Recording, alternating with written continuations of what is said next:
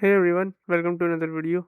And in this video, I'm going to show you how to fix Fortnite crashing on PC, especially if you are playing Chapter 7 and the game keeps closing on you. First, the most important fix is to verify your game files. Sometimes Fortnite crashes because one or more files are corrupted or missing. So what you have to do is open the Epic Games launcher, go to Fortnite on your library, click the three dots next to launch and choose verify. This will scan your game files and replace any broken ones. This alone can fix a lot of crashing issues. Step 2 would be update graphics drivers. Make sure your graphics card drivers are up to date, whether you have Nvidia or AMD. Outdated drivers can make Fortnite unstable.